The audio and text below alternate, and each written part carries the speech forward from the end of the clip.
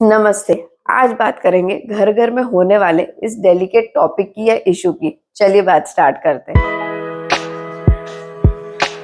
अभी कुछ दिनों पहले मेरी मम्मी अपने फ्रेंड के घर की ना एक स्टोरी बता रही थी। मम्मी ने ये बताया कि मम्मी की फ्रेंड के इन लॉज उन्हें काफी परेशान कर रहे हैं। उनकी फ्रेंड को और उनके फ्रेंड के हस्बैंड को बार बार ये बोल रहे हैं कि अब उन्हें भी घर के खर्चों में अपना कंट्रीब्यूशन देना पड़ेगा। जबकि मम्मी की फ्रेंड के जो हस्बैंड है उनका ये सोचना है कि पेरेंट्स के पास में बहुत पैसा है और जितना भी पैसा है उस पे उन्हीं का तो हक है। उनके हस्बैंड का ये सोचना है कि पेरेंट्स ना बड़े सेल्फिश हो चुके हैं, ग्रीडी हो चुके हैं, पैसा पैसा करते हैं और हर खर्चे का हिसाब मांगते हैं। उनके हस्बैंड तो ये तक बोलते हैं कि पेरेंट्स ना कोई एहसान नहीं कर रहे हैं अगर उनके लिए खर्चा कर रहे हैं, ये तो उनकी ड्यूटी होती है। और आखिर इतना सब कमाया किसके लिए? होता है कई घरों में ये इशू, स्पेशली जब लड़के की शादी हो जाती है। लड़के की शादी के बाद में कई पेरेंट्स को ये लगता है कि अब लड़के को ना घर के थोड़े खर्चे हैंडल करने चाहिए। वहीं पे लड़के को ये लगता है कि नई नई शादी हुई है और पेरेंट्स को तो वैसे भी बच्चों का ध्यान रखना ही चाहिए, तो सडनली जस्ट बिकॉज शादी हो गई है तो वो क्यों घर के खर्चे में कंट्रीब्यूट करे? क्या जो नए फैमिली मेंबर्स अब आए हैं, स्पेशली लड़के की वाइफ, क्या उसका हक नहीं है पेरेंट्स के पैसे पे? अगर पेरेंट्स उसके लिए भी खर्चा कर रहे हैं तो इसमें क्या गलत है? पेरेंट्स को तो ये खुशी खुशी करना चाहिए, क्योंकि पेरेंट्स खुद चाहते थे कि लड़के की शादी हो और घर में बहू आए। देखो, पेरेंट्स की ड्यूटी का तो नहीं पता, पर पेरेंट्स की ना इतनी रिस्पॉन्सिबिलिटी जरूर होती है कि वो अपने बच्चों को बेसिक सर्वाइवल के लिए जो चीजें रिक्वायर्ड होती है वो दे और प्लस अच्छा एजुकेशन भी दे। हाँ, अगर पेरेंट्स अपनी इच्छा से बच्चों के लिए जो भी एडिशनल करना चाहे वो उनकी चॉइस होती है, उनकी विश होती है, उनकी ड्यूटी नहीं होती है। पेरेंट्स की ड्यूटी नहीं होती है कि वो बच्चों को लग्जरी दे या फिर बच्चों के हर सपने को पूरा करने की जिम्मेदारी खुद पे ले। अगर बच्चे के बड़े बड़े सपने हैं ना, तो बच्चे को खुद पूरे करने चाहिए। पेरेंट्स की रिस्पॉन्सिबिलिटीज वाकई में सिर्फ इतनी होती है कि वो बेसिक चीज है, आपका खाना, आपका एजुकेशन, घर, ये सब चीजें प्रोवाइड करे जिससे आपके सर्वाइवल के लिए कोई क्राइसिस ना हो। पर लग्जरी पेरेंट्स की ड्यूटी नहीं होती है। उन्होंने पैसा अपनी मेहनत से कमाया, अपना टाइम स्पेंड करके कमाया, तो ये सिर्फ और सिर्फ उनका राइट होता है कि वो ये डिसाइड करे कि उनका पैसा वो किस पे खर्च करे और कितना खर्च करें। आप इमेजिन करो, कल से पेरेंट्स अगर बच्चों को ये बोलेंगे कि बच्चे जितने भी कमा रहे हैं उस पे 100% राइट सिर्फ पेरेंट्स का है और जो भी बच्चे कमा रहे हैं वो सब कुछ कमा के पेरेंट्स को देना चाहिए, तो क्या बच्चों को अच्छा लगेगा? और एक सीक्रेट बात बताऊं, कई बार ना पेरेंट्स इसलिए बच्चों को ये बोलते हैं कि अपना खर्चा उठाओ, अपनी जिम्मेदारियां उठाओ, पैसा मैनेज करो, ताकि बच्चे ना पैसे को लेकर रिस्पॉन्सिबल हो जाए, ताकि बच्चे ये अच्छे से समझे कि पैसा कमाना इजी नहीं होता है, ताकि बच्चे पैसे की वैल्यू समझे, ताकि बच्चे हार्डवर्क की वैल्यू समझे, ताकि बच्चे ये समझे कि पैसा कमाने के लिए कितने सेक्रीफाइस करने पड़ते हैं।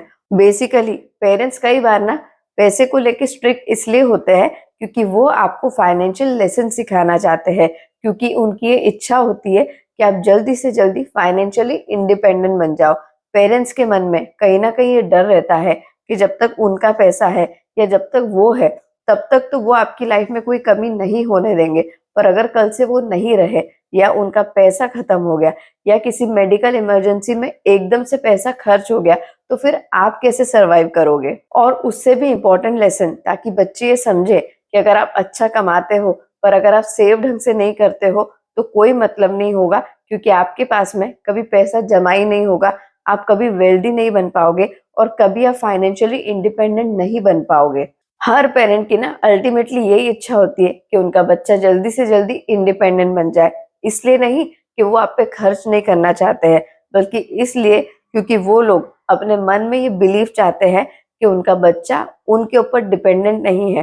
कल से अगर पेरेंट्स को कुछ हो जाए तो बच्चे की हालत ऐसी नहीं होगी कि वो सर्वाइव ही नहीं कर पाए। बच्चों को कई बार ये लगता है कि पेरेंट्स पैसे को लेके ना हिसाब मांगते हैं, ज्यादा स्ट्रिक्ट हो जाते हैं, कंजूस हो जाते हैं, पर एक्चुअली में कई बार ऐसा नहीं होता है।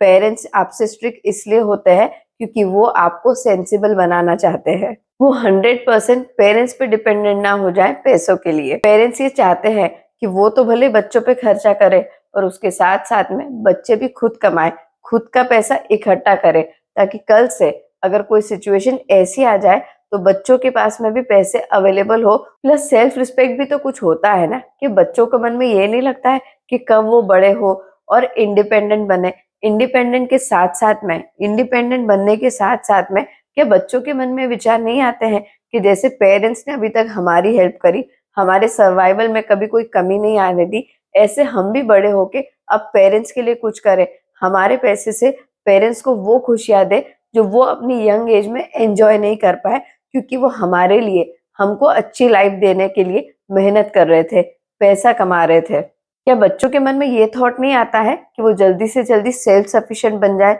स्पेशली अगर वो शादी करने का सोच रहे हैं, तो क्या बच्चों के मन में ये विचार नहीं आते हैं कि हम जो हमारी नई फैमिली स्टार्ट कर रहे हैं, क्या हम इतने केपेबल हैं कि उनका सर्वाइवल हम अच्छे से फाइनेंशियली हैंडल कर सकते हैं? इतना सेल्फ रिस्पेक्ट तो होना चाहिए ना कि अपनी फैमिली तभी स्टार्ट करें जब उसका सर्वाइवल हम मेंटेन कर सकते हो।